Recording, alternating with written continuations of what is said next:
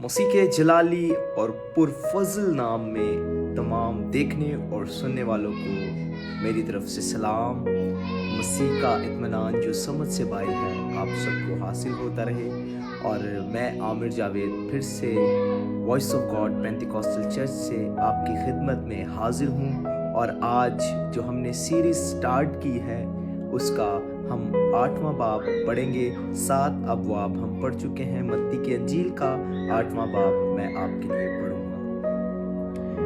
जब वो उस पहाड़ से उतरा तो बहुत सी भीड़ उसके पीछे हो ली। और देखो एक कोढ़ी ने पास आकर उसे सिजदा किया और कहा, ए खुदावंद, अगर तू चाहे तो मुझे पाक साफ कर सकता है। उसने हाथ बढ़ाकर उसे छुआ और कहा, मैं चाहता हूँ तू पाक साफ हो जा। वो फौरन कोढ़ से पाक साफ हो गया। यीशु ने उससे कहा, खबरदार, किसी से ना कहना, बल्कि जाकर अपने ताई काहिनों को दिखा और जो नज़र मूसा की मार्फत की है उसे गुजरान, ताकि उनके लिए गवाही हो। और जब वो कफरनहूम में दाखिल हुआ तो एक सूबादार उसके पास आया और उसकी मिन्नत करके कहा, ए खुदावंद, मेरा खादिम फालिज का मारा घर में पड़ा है और निहायत तकलीफ में है। उसने उससे कहा, मैं आकर उसको शिफा दूंगा। सूबादार ने जवाब में कहा, ए खुदावंद, मैं इस लायक नहीं कि तू मेरे छत के नीचे आए, बल्कि सिर्फ जुबान से कह दे तो मेरा खादिम शिफा पा जाएगा, क्योंकि मैं भी दूसरे के इख्तियार में हूँ और सिपाही मेरे मुत्तहद हैं। और जब एक से कहता हूँ कि जा तो वो जाता है और दूसरे से कहता हूँ आ तो वो आता है, और अपने नौकर से कह ये कर तो वो करता है। यीशु ने ये सुनकर ताज्जुब किया और पीछे आने वालों से कहा, मैं तुमसे सच कहता हूँ कि मैंने इस्राएल में भी ऐसा ईमान नहीं पाया। और मैं तुमसे कहता हूँ कि बथेरे पूरब और पश्चिम से आकर इब्राहिम और इसहाक और याकूब के साथ आसमान की बादशाही की ज़ियाफ़त में शरीक होंगे, मगर बादशाही के बेटे बाहर अंधेरे में डाले जाएंगे, वहाँ रोना और दांत पीसना होगा। और यीशु ने सूबादार से कहा, जा, जैसा तूने एतकाद किया तेरे लिए वैसा ही हो। और उसी घड़ी खादिम ने शिफा पाई। और यीशु ने पतरस के घर में आकर उसकी सास को तप में पड़ी देखा। उसने उसका हाथ छुआ और तब उस पर से उतर गई और वो उठ खड़ी हुई और उसकी खिदमत करने लगी। जब शाम हुई तो उसके पास बहुत से लोगों को लाए जिनमें बदरूहें थी।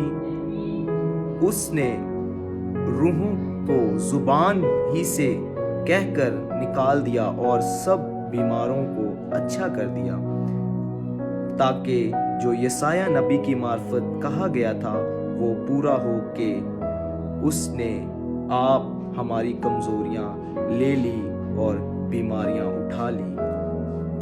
जब यीशु ने अपने गिर्द बहुत सी भीड़ देखी तो पार चलने का हुक्म दिया।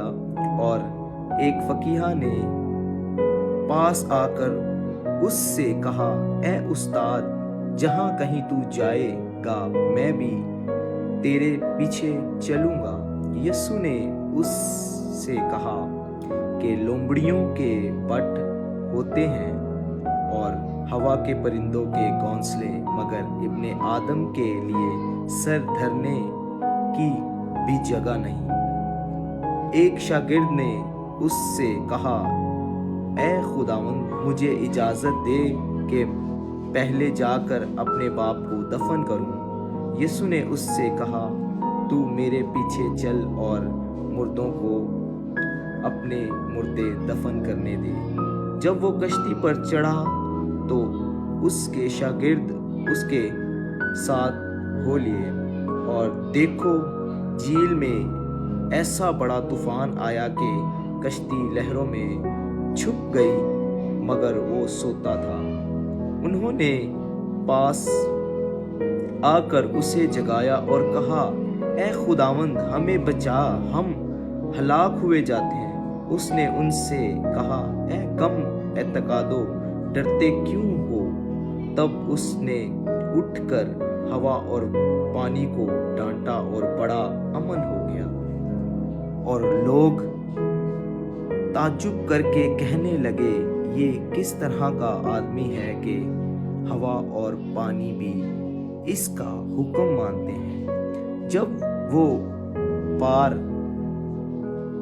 ग्रसीनियों के मुल्क में पहुंचा तो दो आदमी जिनमें बदरूहें थी कब्रों से निकलकर उससे मिलने, और ऐसे तुंद मिजाज थे कि कोई उस रास्ता से गुजर नहीं सकता था। और देखो, उन्होंने चिल्ला कर कहा, ए खुदा के बेटे, हमें तुझसे क्या काम? क्या तू इसलिए यहाँ आया है कि वक्त से पहले हमें गज़ब में डाले? उनसे कुछ दूर बहुत से सूरों का गौल चर रहा था। बस बदरूहों ने उसकी मिन्नत करके कहा कि अगर तू हमको निकालता है तो हमें सूरों के गौल में भेज दे। उसने उनसे कहा, जाओ। वो निकलकर सूरों के अंदर चली गई, और देखो सारा गौल कड़ाड़े मार कर झपट कर झील में जा पड़ा और पानी में डूब मरा। और चिराने वाले भाग गए और शहर में जाकर सब माजरा और उनका अहवाल जिनमें बदरूहें थी बयान किया। और देखो सारा शहर यीशु से मिलने को निकला, और उसे देखकर मिन्नत की कि हमारी सरहदों से बाहर चला जा। खुदाम के पाक कलाम पढ़े और सुने जाने पर खुदाम की बरकत हो। हम फिर से एक अगले बाब के साथ आपकी खिदमत में हाजिर होंगे। हमारे चैनल को ज़रूर सब्सक्राइब और लाइक और शेयर ज़रूर करें कि जो लोग इस कलाम को सुने और इस कलाम से बरकत को हासिल करें और इस पर अमल करें। खुदा आपको बरकत दे। आमीन।